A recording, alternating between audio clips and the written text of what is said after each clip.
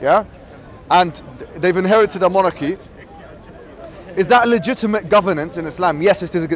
Unless the person is not governing by Islam, it would be considered a legitimate governance in Islam. So that's that, but it would not be the preferred governance, if that makes sense. Does that make sense? You know when? Sorry. So you know, going back to history when you were talking about the slaves, who frees them? It being either the person who owns them or owns, you know what I mean? Or they go to the higher power to ask them. Yeah. Who would you say would be ultimately in charge and enforcing the laws, and what structure and system would that take?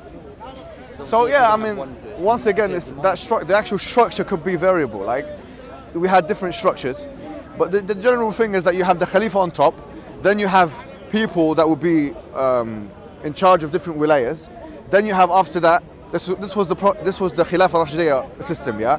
Then you have after that, people that are underneath that, and then you have Qudaa. Qudaa are judges, literally like what we have today. We have judges. So they would go to judges, they wouldn't go to anything above that. They were judges in courts. So would you say that's similar to having a monarchy where there's one person in charge? No, it's not one person, you have more than one judge. You have different judges. It's quite, look, a lot of people ask about what is the Islamic governance system? What is it actually? And some people have heard something, and I'm not refuting anyone here. I'm not refuting anyone. But a lot of people say Islam is democracy. It's democracy. It's not. Islam is not democracy. Democracy comes from a Greek construct, demos and kratia, meaning people power.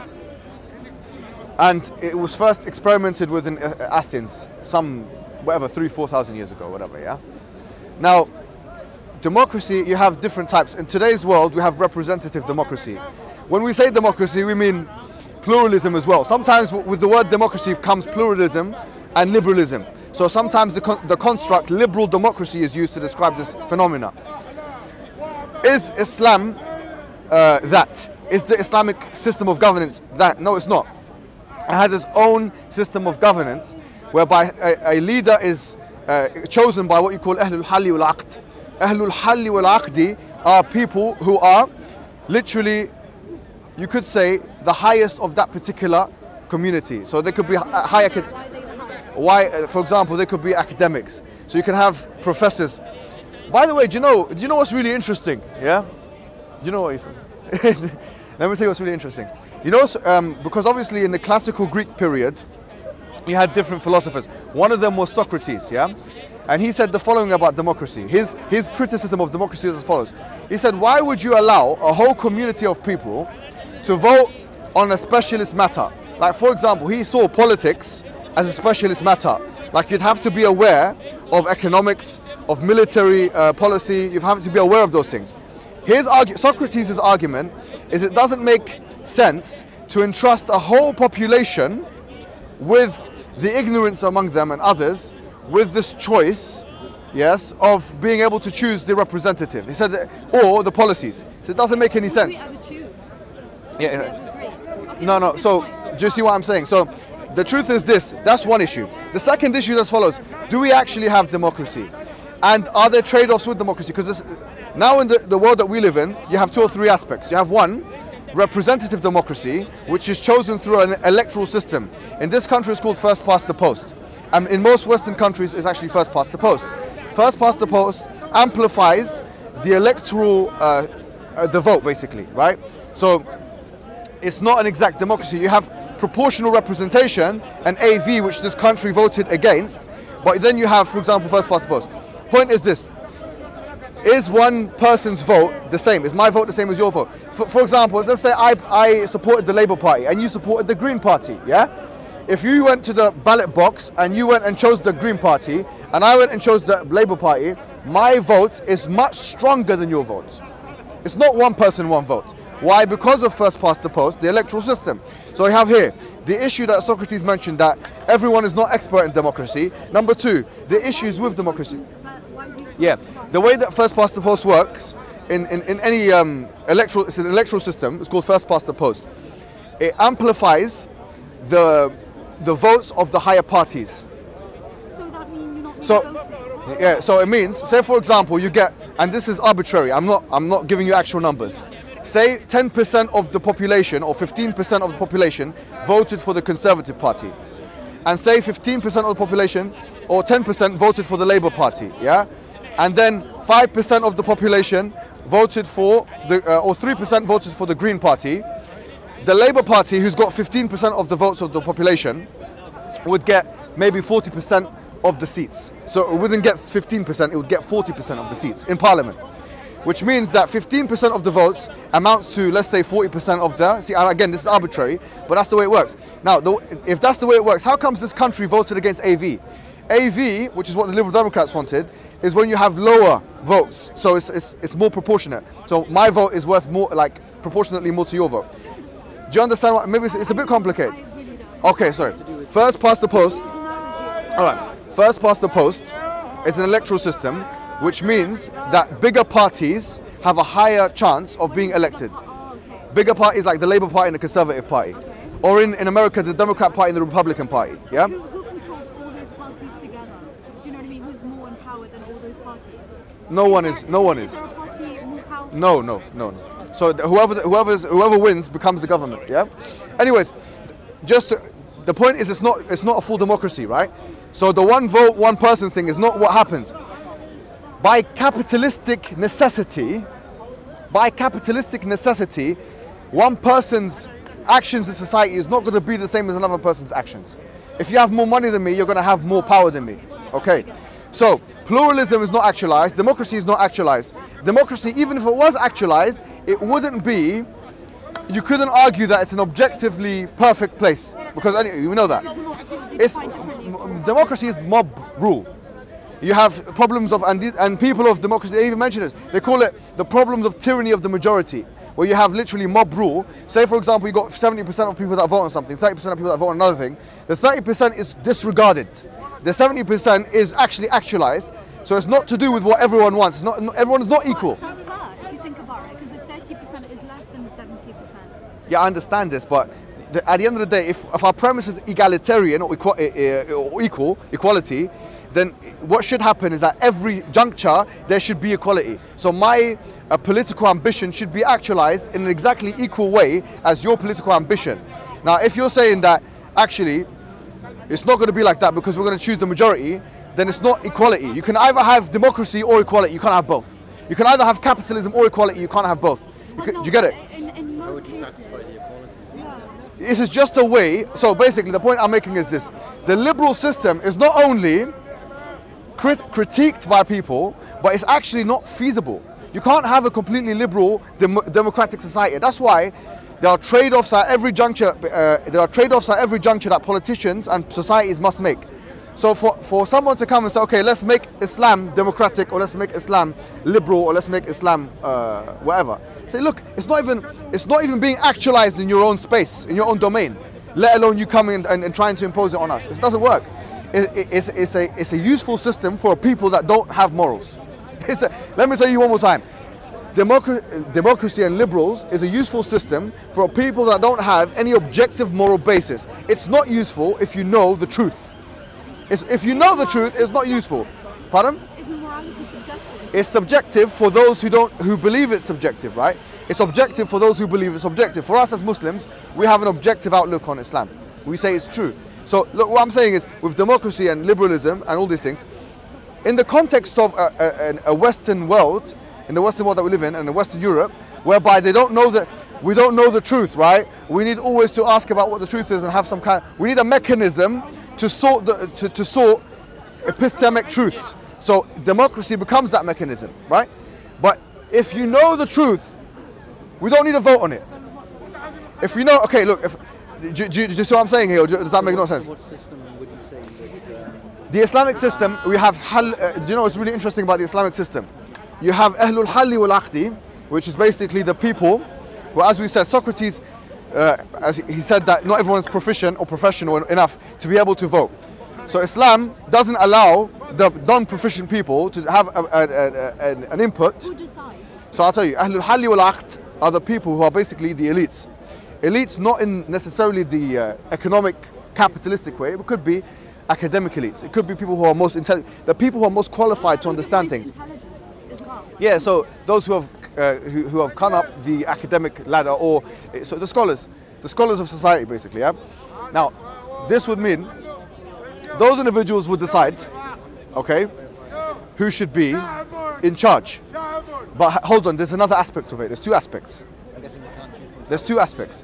One aspect, and this is very powerful actually. I believe this mechanism is a much more powerful mechanism than what we have. Number one, the experts decide who should be put up. And by the way, this is done in democratic societies. The expert. Yes, just like, for example, did we decide that Theresa May should be the leader of the Conservative Party? Did we decide that? Did we decide when he was that Ed Miliband should be the leader of the Labour Party? No one decided. Who decided? Labour Party decided. So why did they decide? Because it was expected that they would have more political understanding of who should be the leader of their own parties. You could argue that the leader of the party is as important as the leader of the country, because they're making a decision as who should be the leader of the party. Same thing, the Republicans will make a decision that Donald Trump should be the leader of the party. That made a massive distinction for us, yeah? So we would say, Ahlul Halli wal Aqdi would decide who should be the leader. Now, Ahlul Aqdi decide themselves to be leaders. Can they make no, they can't. That's a good point. That's a good question. They can't decide that they themselves will be the leader. They can't do that. They will decide on who's most qualified. Now, when that's done, the second process. What is the criteria to meet for most qualified? So here, the Khalifa has 9 things. Khalifa is historically there's been 9 things according to a Muwarridi, as far as I remember, that have to be met. Okay, but if we're talking about someone who's in charge of a country, that becomes much less. All right, so it's not the same conditions. The person who's in charge. Let's say now Ahlul Halli wal Aqd come and forward and put this person forward. Now there has to be a bay'ah. What is A bay'ah is when the people of that society now pledge allegiance to the leader. And this is how that person gets a legitimacy and the mandate. Yeah. So this idea of a social construct, a social contract, which Hobbes was talking about when he wrote the book The Leviathan, which Hobbes, by the way, was like, some say, and I agree with this, that he was like the founding father of, in a sense, he was the first liberal thinker, in a sense. Because he discussed the idea of social contract, yeah? A social contract is the idea that the representative, you're literally giving your will, your political will, to a representative who will carry out that will, yeah? The idea of social contract is everywhere, right? But with monarchies, it's forced. You have your subjects and subordinates, and then you have the monarch. In Islam, it's not like that. So you have a system of bay'ah. Doesn't Saudi Arabia have a monarch? So look, with Saudi Arabia or Jordan or Morocco, these are all current contemporary examples. Which I mean, Morocco monarch is not exactly the same as Saudi. well, Saudi monarch is very oppressive compared to yeah, I mean, he's got reduced powers, and yeah, but this is neither here nor there. We're talking about contemporary examples. I'm talking about the actual Islamic framework, yeah? The point is this, is now this person, or these individuals, give bay'ah. Now what's really interesting is this. You know, they're talking about, we just mentioned this today, didn't we? We said that women were only given the vote in what, 1918 was it? Was it 1918? That's what, literally 100 years ago, or 1917 or 1918. Literally 100 years ago, yeah? Bay'ah was given by men and women. This is, you know, we're saying it as if it doesn't mean much. You know, it actually means so much. You know, that was never done before. Bay'ah was given by men and women. You know, that's a very powerful thing. 1,400 years ago, Bay'ah was given by men and women, whereas 100 years ago, they were debating in Parliament whether women should be given the vote.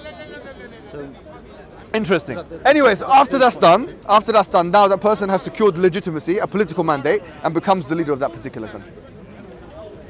So look, the point is this. What I'm trying to say to you is that the Islamic model is very sophisticated.